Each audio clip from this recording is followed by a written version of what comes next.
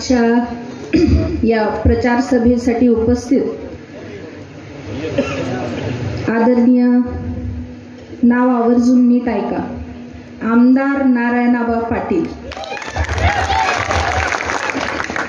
या ठिकाणी उपस्थित माननीय दिलीपदादा तळेकर, शंभूराजे जयवंतराव जगताप, शहाजीराव देशमुख, अनिरुद्ध कांबळे, अतुल खुपसे पाटील, कुमारी सायली, श्री प्रताप पाटील, अजितदादा तळेकर, अतुल पाटील, सागर दौंड, शेखर गाडे, जयप्रकाश बिलेसर, तात्या गोडगे, यशवंत गायकवाड, श्रीहरी तळेकर, धुळाभाऊ कोकरे, राहुल कोटे, भास्कर बांगे, श्री सतीश खानर, महेंद्र पाटील, डॉक्टर अमोल घाडगे, बंडू माने, राजाभाऊ कदम, अमरजीत साळुंखे, दादासाहेब पाटील, संजय कदम, मौलासाहेब मुनाली, उपस्थित या परिसरातले सर्वच आजी माजी पदाधिकारी, सरपंच, उपसरपंच, ग्रामपंचायतचे सर्व सदस्य, आजी माजी सर्व सदस्य, या ठिकाणी उपस्थित सर्वच ग्रामस्थ, कदाचित कुणाची तरी नावं राहून गेली असतील, भूलचुकीने राहू शकतात. सगळ्यांची नावं येण्यासाठी जर एका वाक्यात सांगायचं झालं तर आबांवर प्रेम करणारा प्रत्येक व्यक्ती, आदरणीय विजयदादांवर प्रेम करणारा प्रत्येक व्यक्ती आणि आदरणीय शरद पवार साहेबांवर प्रेम करणारा प्रत्येक व्यक्ती. आज या सभेमध्ये उपस्थित असताना सगळ्यात आधी तुमच्या आशीर्वादाने झालेले खासदार धैर्यशील मोहिते पाटलांची अर्धांगिनी म्हणून या ठिकाणी उपस्थित राहून तुमच्या सर्वांचे मनापासून खूप खूप आभार मानणार आहे. कारण खासदार झाल्यानंतर साहेब स्वतः आले आभार दौऱ्यासाठी, पण प्रचार यंत्रणेमध्ये सांगोला असेल, करमाळा असेल माझ्याकडे दिलेला होता, पण नंतर काही कारणास्तव मला येणं झालं नाही, म्हणून आज तुमची प्रत्यक्ष भेट त्यानंतर होतीये, म्हणून तुम्हा सर्वांचे आभार मानते. खरं तर जेव्हा चर्चा व्हायच्या निवडणुकीनंतर, त्यानंतर कमीत कमी वाईटात वाईट काय होईल तर 20,000चं लीड असं हे मोजलेला लीड होता, पण तुम्ही सगळ्यांनी, करमाळ्याच्या लोकांनी विक्रम केला आणि 45,000चं मतदान हे खासदारांना केलं. आणि हे म्हणजे खरं जनतेचं प्रेम, हे ऋण हे खासदारांच्या खांद्यावर राहणार आहे. आणि तुम्हाला जे जे वायदे त्या ठिकाणी केलेले आहेत त्याच्यावर काम करणार आहेत. त्याचा पहिला हे म्हणजे खासदार साहेबांना पाण्याची जी समिती असते केंद्रातली, त्या समितीवर त्यांना घेतलेला आहे. आणि आपल्या पूर्ण जर मतदारसंघाचा जर विचार केला तर सगळ्यात मोठा प्रश्न जर सगळीकडचा आपला असेल तर तो पाण्याचा आहे. आणि सेंट्रलमधून त्यांना येणाऱ्या आमदाराला जर मदत करता आली तर ते खासदारांच्या पक्क होईल, म्हणून त्या समितीवर गेल्याने आपला फायदा होणार आहे आणि ते काम होणार आहे असं आश्वासन हे त्यांच्या वतीनं मी तुम्हा सगळ्यांना देते. आता खासदारकीचा पार्ट आपला झाला, तो पहिला पार्ट झाला. दुसरा पार्ट हा आपला आमदारकीचा आहे. मध्ये जरा इंटरव्हेल होतं आणि तुम्हाला सगळ्यांना आवर्जून मला या ठिकाणी सांगायचंय की खासदार आपण आपल्या विचाराचा केला, आता आमदार जर खासदाराच्या विचाराचा झाला नाही तर त्याचा उपयोग होत नाही, हे मला तुम्हाला सांगायची गरज नाहीये. कारण एक विचाराचे खासदार आणि आमदार असतील तरच आपली कामं होतात. खरं तर भैयासाहेबांकडे अनेक कामं घेऊन करमाळ्याची लोक सुद्धा येतात, सगळ्याच तालुक्यातली येतात. गल्ली तो दिल्ली आपला माणूस कामं करतो, दुसऱ्यांकडून करून घेतो. पण खासदाराच्या इख्तियारीत कुठली कामं असतात तर ती फक्त 3 कामं असतात: रेल्वे, नॅशनल हायवे आणि देशाची धोरणं ठरवणं. त्याच्या पुढची जर तुमच्या हिताची, लोकहिताची कामं जर खासदाराला करून घ्यायची असतील तर ती आमदारा थ्रू आणि आपल्या मंत्रालया थ्रू महाराष्ट्रातल्या करून घ्यावी लागतात. आणि हे करत असताना त्यांच्या विचाराचा आमदार असणं गरजेचं आहे. आणि म्हणून आपल्याला हे करायचंय. काल मला निरोप आला आजच्या केमच्या सभेचा, मी त्याप्रमाणे नोंद करून घेतली. पुन्हा मला निरोप आला की आजची सभा कॅन्सल होतीये आणि मग मी माझा कार्यक्रम दुसरीकडे लावला. परत एकदा संध्याकाळी फोन आला की सभा होती आणि तुम्हाला यावं लागतंय. आणि मग मी सांगितलं असं असं होतंय. आणि खासदार साहेबांशी मी चर्चा केली की असं असं आहे आणि त्यामुळं आबांच्या सभेला जाता येत नाही. मला त्यावेळी खासदार साहेबांनी एक सांगितलं, म्हणले आपल्यासोबत कुणी नसताना जेव्हा विजयदादा एकटे पडले होते आणि आपला परिवार एकटा पडला होता त्यावेळेस सगळ्यात पहिला जिल्ह्यातला नेता आपल्यासोबत जो उभा राहिलाय ते नारायण आबा आहेत. आणि त्यांच्यासाठी सगळं कॅन्सल करायचं आणि उभं राहायचं. आणि ते फक्त आजच्या सभेसाठी नाही तर नेहमीसाठी हे लक्षात ठेवा असं त्यांनी मला आज ही शिकवण दिली. आणि त्याप्रमाणे मी या ठिकाणी हजर आहे. ज्यावेळी कुणीच नव्हतं, ज्यावेळी काहीच नव्हतं त्यावेळी उभे राहिलेले आहे. आज केमच्या लोक जर आपण पाहिले तर इथले असतील, करमाळ्याचे असतील, सहकार महर्षींपासून मोहिते पाटील परिवाराला मानणारे, विजयदादांना मानणारे. आणि तुम्ही हे लक्षात घ्या की सरकार नव्हतं, सत्ता नव्हती, पैसा नव्हता, पद नव्हतं, काहीच नव्हतं. दादांकडे फक्त होती जनता आणि तीच दौलत होती. आणि तेव्हा नारायण आबा होते. म्हणून आज जे जे विजयदादांचे चाहते आहेत त्यांनी सगळ्यांनी खंबीरपणे बाबांच्या मागे उभं राहायचं. एवढी विनंती ही हात जोडून मी या ठिकाणी तुम्हा सर्वांसमोर करणार आहे. आणि पुढचे जे उमेदवार आहेत तसं जर पाहिलं तर भाजपचं इथं चिन्ह नाहीये विरोधी उमेदवारांकडे. पण कुठलाही उमेदवार असेल तर तो नंतर महायुतीचाच घटक होणार आहे. आज महायुतीच्या बद्दल जर बोलायचं झालं तर आपण सगळीकडे पाहतोय की शहरातले विकास होत आहेत. गेल्या 5 वर्षापासून तुम्ही भाजपचं आणि महायुतीचं सरकार पाहताय, त्यांची सगळी धोरणं पाहताय. ही धोरणं पाहत असताना आपण पाहतोय की फक्त शहरांचा विकास होतोय आणि ग्रामीण भागाचा विकास होत नाही. देश मोठा कधी होतो? जेव्हा ग्रामीण भागाचा विकास होतो तेव्हाच देश मोठा होतो. शेतकऱ्याचा ग्रामीण भागातला विकास हा या सरकारला जमलेला नाहीये. हे तुम्ही मला सांगायची गरज नाहीये, तुम्ही डोळ्यांनी पाहताय. आपण बऱ्यापैकी सगळेजण शेतकरी आहात, शेतकरी असल्यामुळे शेतकऱ्याचे काय हाल होत आहे हे पाहताय. व्यापारी आहात, व्यापाऱ्यांचं जीएसटीच्या ह्याच्यात काय हाल होत आहेत ते पाहताय. टॅक्स भरतोय आपण, सगळं भरतोय आपण, सरकारच्या तिजोऱ्या भरतोय आपण आणि पैसे जात आहेत कुठं तर वेगळ्याच ठिकाणी जात आहेत. आज तुमच्या सगळ्या घरांमध्ये सरकारच्या लाडक्या बहिणी बसलेल्या आहेत. त्या इथं नाही आहेत, लाडक्या बहिणी घरी आहेत. मला त्यांना एक निरोप द्यायचा आहे आणि तुम्ही तेवढा घरी जाऊन द्यावा एवढी माझी विनंती राहील.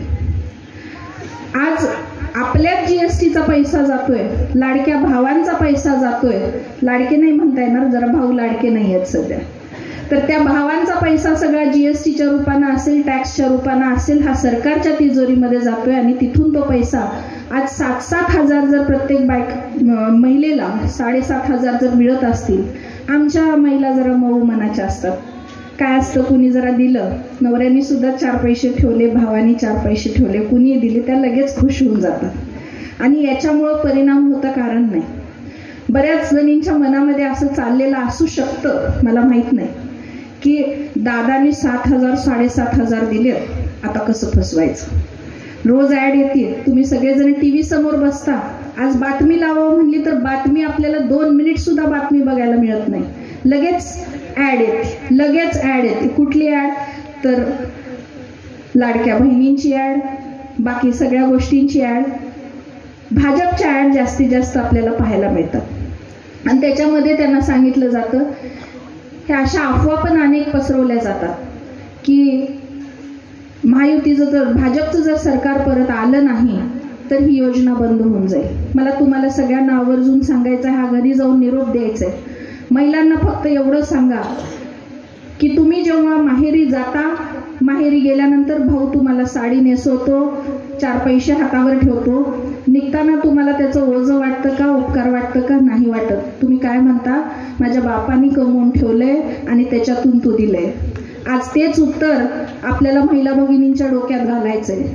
कारण हे जे पैसा आहे तो आपल्या बापाचा आहे, आपल्या तिजोरीतला आहे आणि आपला पैसा आहे. कपातलं बशीत आणि बशीतलं कपात केलं म्हणून दिलं होत नाही, हे त्यांना समजून सांगायचंय. याच्यानंतर अजून जी अफवा पसरवली जाते की ही योजना बंद होऊन जाईल, हे असं होऊ शकत नाही. माझं माहेर कर्नाटकातलं आहे आणि ही योजना सगळ्यात पहिल्यांदा सुरू झाली होती ती कर्नाटकामध्ये सुरू झाली होती. ती आदरणीय राहुल गांधींनी सुरू केली होती आणि तिथं 1,500 रुपये दिले, तिथं 2100 रुपयांनी सुरू झाली होती आणि अजूनही ती योजना तिथं चालू आहे.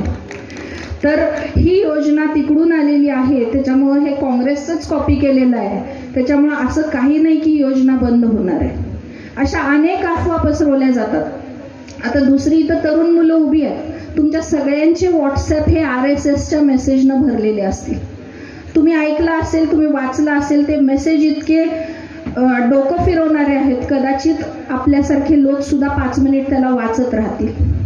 ज्या महाराष्ट्रामध्ये हिंदू मुस्लिम वाद नाही, तिथं कुठून तरी योगी आदित्यनाथ येतात, कुठले तरी बाहेरचे UPचे नेते, इकडचे तिकडचे नेते येतात आणि जे आपली संस्कृती नाही, जे आपल्याकडे नाही, ते इथं आणून रुजवण्याचा प्रयत्न केला जातो. आज मध्यम वयाच्या माणसांवर त्याचा परिणाम जरी होत नसला तरी ही गांभीर्याची गोष्ट आहे, कारण तरुणांच्या मनावर ह्याचा चांगला परिणाम व्हायला लागलाय. कारण आज पानभर लिहून पाठवलं जातं की अमुक एवढे पैसे वक्फ बोर्डाला दिले जाणार आहेत, एवढे पैसे हे होणार आहेत, मंदिरांचा विकास होणार नाहीये, मंदिरं होणार नाहीयेत. मला सांगा, अनेक वर्ष आपण काँग्रेसच्या सत्तेमध्ये राहिलेलो आहे, महाविकास आघाडीच्या सत्तेमध्ये राहिलेलो आहे. केंद्रातलं सरकार हे जास्तीत जास्त काळ काँग्रेसनी भोगलेलं आहे आणि त्या काळामध्ये काय मंदिरं बनली नाहीत का? मग तसं जर असतं, यांचे मेसेजेस जर खरे असते तर आज आपल्याला पावलावर फक्त मस्जिदच दिसल्या असत्या, मंदिरं कुठंच दिसली नसती. असं नाही की मंदिरांचा विकास, तीर्थक्षेत्रावर दादांनी काम केलेलं आहे, त्याच्यामुळे त्या खात्याकडे जवळून बघण्याची संधी मिळालेली आहे. विकास हा प्रत्येक धर्माचा करावा लागतो. त्यातल्या अनेक वेगवेगळे जे तीर्थक्षेत्र आहेत तिथं सगळीकडे शासनाचा पैसा द्यावा लागतो. असं कुणीही करू शकत नाही की फक्त मुसलमानांनाच पैसा दिला आणि फक्त हिंदूंनाच. मला थोडक्यात एवढंच सांगायचंय की जी आपली संस्कृती नाही, जे आपल्यामध्ये नाही, जे बाहेरचे लोक येऊन आपल्या डोक्यात घालतायत, ते तरुणांनी कृपया डोक्यात घेऊ नये आणि तशा प्रकारच्या मेसेजेसला कटेंगे तो बटेंगे आणि बटेंगे तो कटेंगे, हे काय प्रकार आहे? हे आपल्यामध्ये नाही, हे आपल्यामध्ये आणायचं नाहीये.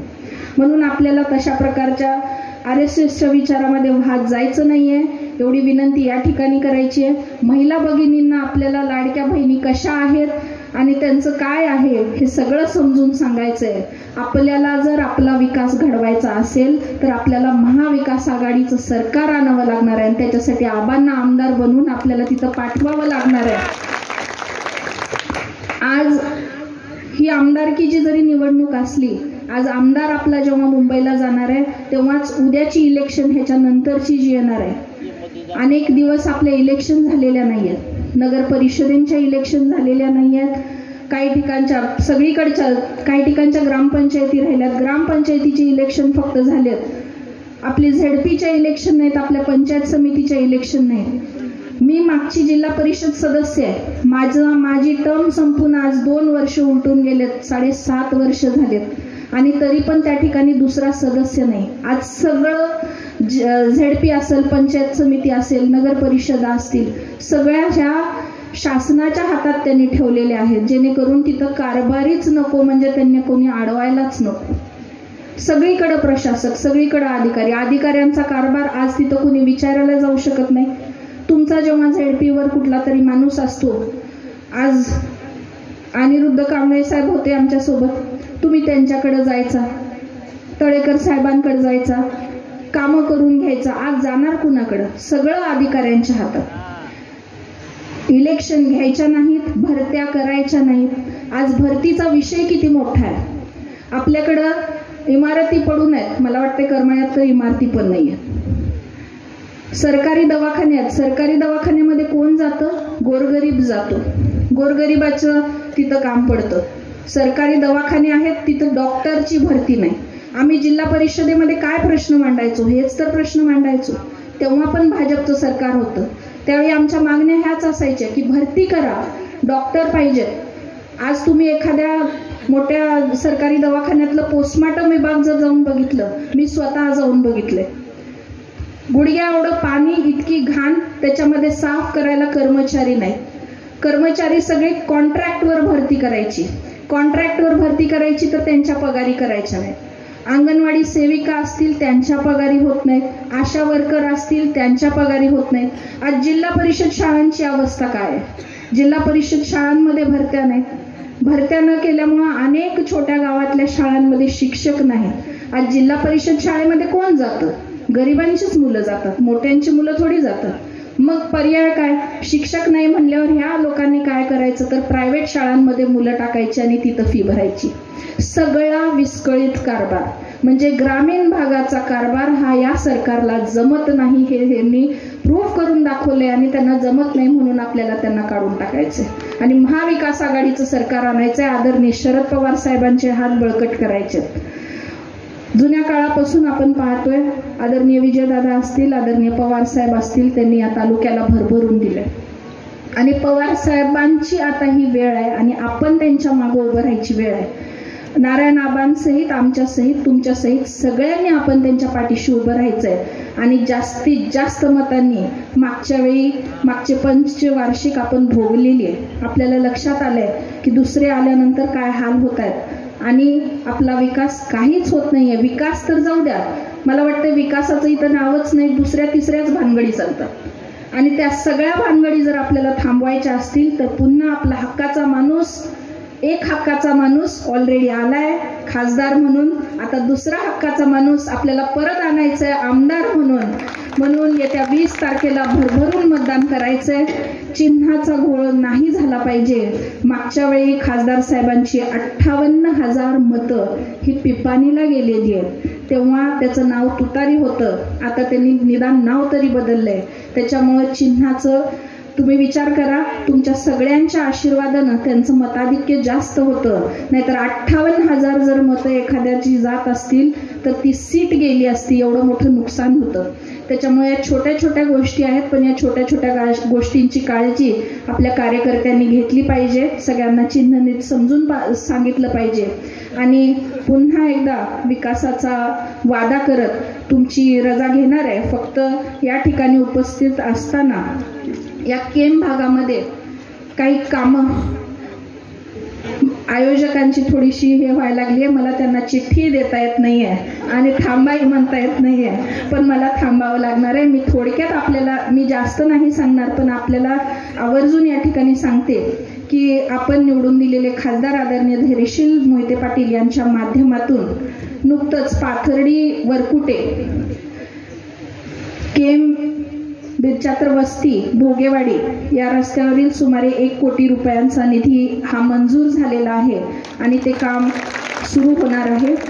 तसंच आदरणीय रणजितदादा सुद्धा आमदार असताना त्यांचा बराचसा निधी हा करमाळ्यासाठी इथं या ठिकाणी त्यांनी दिलेला आहे. आता डिटेल मी या ठिकाणी सांगत नाही. आपले आराध्य दैवत उत्तरेश्वर देवस्थानासाठी सुद्धा या ठिकाणी 5 कोटी रुपयांचा निधी त्याच्यामध्ये त्यांच्या माध्यमातून मंजूर झालेला आहे. अनेक कामं आहेत, एवढी आहेत, पण आता मी जर बोलत राहिले तर आबांना आपल्याला ऐकायचंय. उमेदवार आहेत, इलेक्शन तोंडावर आहे. पुन्हा एकदा मी विनंती करते की मला डिटेलमध्ये परत तुमच्याशी बोलण्याची संधी अशीच पुन्हा मिळावी. पुढच्या वेळी मी तुमची भेट घेईन, पण आत्ताची वेळ मी आबांना देते आणि सर्वांना आबांना शुभेच्छा देते. आणि मी तर आधीच त्यांना आमदार म्हणलंय, त्याच्यामुळं विजय हा आपलाच आहे एवढंच बोलते आणि मला हा जो सन्मान दिला त्याबद्दल आभार मानते आणि इथेच थांबते. धन्यवाद.